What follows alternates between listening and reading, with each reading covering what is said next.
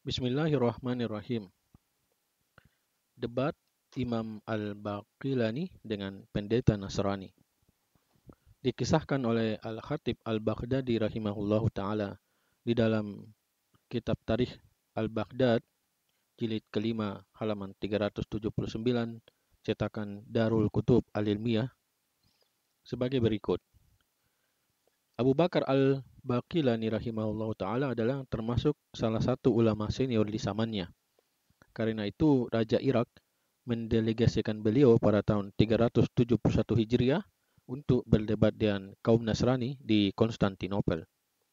Ketika Raja Romawi mendengar kehadiran Abu Bakar Al-Baqilani, maka dia pun memerintahkan para pengawalnya untuk memendekkan pintu masuk dengan maksud agar memaksa Al-Baqilani saat memasuki kerajaan menundukkan kepalanya dan membungkukkan badannya seperti orang yang sedang ruku, agar tampak rendah di hadapan Raja Romawi dan para pengawalnya. Saat Al-Baqilani tiba, dia pun tahu tipu daya para pengawal kerajaan. Maka beliau pun membalikkan badannya ke belakang, lalu menunduk ruku, kemudian memasuki pintu dengan cara berjalan mundur. Hal ini menjadikan beliau membelakangi Raja Romawi, tidak menghadapnya. Sang raja pun sadar bahwa ia berhadapan dengan seorang yang cerdik. Saat Al-Baqilani masuk, beliau menyapa mereka tanpa mengucapkan salam kepada mereka, karena adanya larangan dari Rasulullah SAW untuk memulai mengucapkan salam kepada ahlul kitab.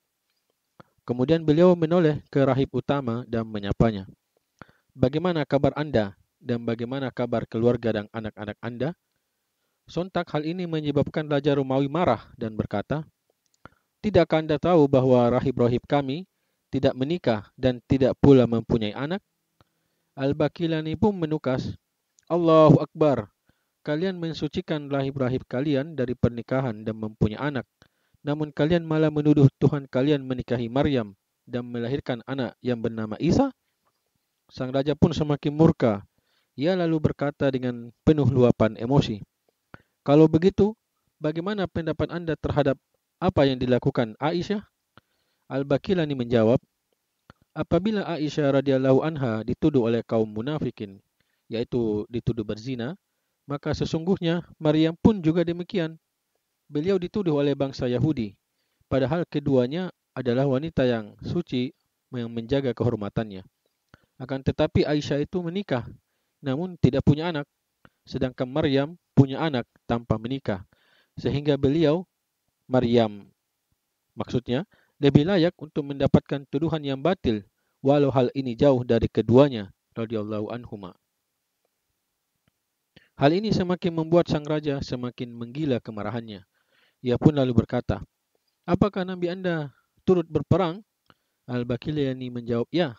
Raja lalu bertanya, "Apakah ia ikut berperang di front terdepan?" Al-Baqilani menjawab, "Iya." Raja lalu bertanya, "Apakah ia menang?" Al-Baqilani menjawab, "Ya." Raja bertanya kembali, "Apakah ia pernah kalah?" Al-Baqilani menjawab, "Ya." Sang raja lalu berkomentar, "Aneh sekali, seorang nabi tapi kok kalah?" Al-Baqilani menjawab, "Lah, bukankah lebih aneh, Tuhan tapi kok disalib, dibunuh?" Maka mereka pun terbungkam 1000 bahasa.